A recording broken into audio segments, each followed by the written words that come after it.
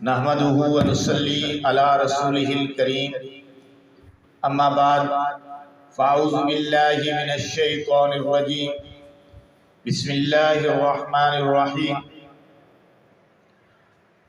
فصل لربك وانحر بسم الله الرحمن الرحيم قل ان الصلاة ونسكي ومحياي ومماتي لله رب العالمين صدق اللہ العظیم وصدق رسولہ النبی الکریم الامین والصلاة والسلام علی سید الانبیاء والمرسلین وخاتم النبیین وعلی آلہ واصحابہ واہل بیتہ وازواجہ اجمعین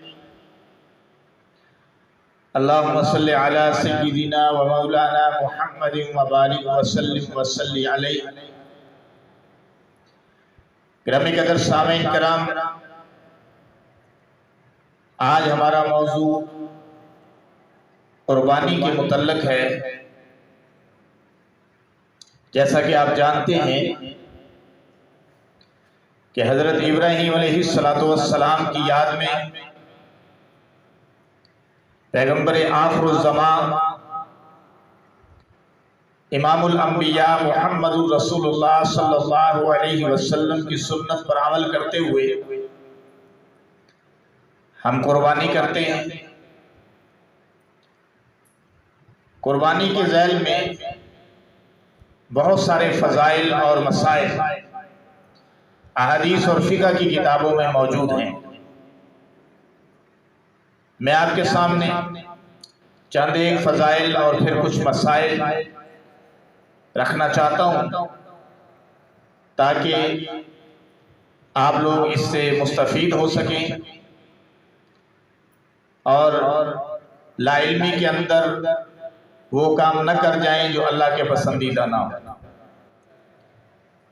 تو عزیزان گرامی، سب سے پہلے رسول اللہ صلی اللہ علیہ وسلم کا فرمان میں آپ کے سامنے بیان کرنا چاہتا ہوں کہ قربانی کے دنوں میں قربانی سے زیادہ کوئی چیز اللہ تعالیٰ کو پسند نہیں۔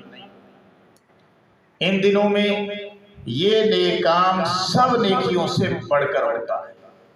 کون سا کام؟ قربانی کا، اپنے ہاتھ سے جانور قربان کرنے کا۔ اور قربانی کرتے وقت یعنی ذبح کرتے وقت خون کا جو قطرہ زمین پر گرتا ہے، زمین پر پہنچنے سے پہلے اللہ کی بارگاہ میں شرف قبولیت پا جاتا ہے۔ اس لیے خوب خوشی کے ساتھ، خوب دل جمی کے ساتھ، دل کھول کر بشاشت کے ساتھ قربانی کیا کرو۔ اور حضرت محمد صلی اللہ علیہ وسلم نے فرمایا کہ قربانی کے بدن پر جتنے بال ہوتے ہیں، ہر بال کے بدلے میں ایک ایک نیکی لکھی جاتی ہے۔ بھلا سوچئے تو قربانی کے جسم پر، دمبے کے جسم پر، بھیڑ کے جسم پر کتنے زیادہ بال ہوتے ہیں، لاکھوں بال۔ اگر کوئی گننا چاہے تو سال بھر گنتا رہے تو میں تو یہ سمجھتا ہوں گن سکتا ہی نہیں، کاؤنٹنگ ممکن ہی نہیں ہے بال۔ لہذا کتنا زیادہ اجر اور ثواب ہے کہ جو جانور کی قربانی کرتا ہے تو قربانی کے جسم پر جتنے بال ہوتے ہیں، ہر بال کے بدلے میں نیکی لکھی جاتی ہے۔ اور یہ تو عام قربانی کی بات ہے نا، گائے کی بات ہے، بکری کی بات ہے۔ صحابہ کرام رضوان اللہ اجمعین نے پوچھا، یا رسول اللہ صلی اللہ علیہ وسلم فصوفو، یا رسول اللہ صلی اللہ علیہ وسلم صوف کا کیا حکم ہے جو کہ دمبے کے جسم پہ ہوتے ہیں؟ وہ کیا اس کو کہتے ہیں کہ وہ صوف طرح کی جو اون ہوتی ہے، اس کا کیا حکم ہے؟ ظاہر اس کے لوئیں اور زیادہ باریک ہوتے ہیں، اس کے ریشے اور زیادہ باریک ہوتے ہیں۔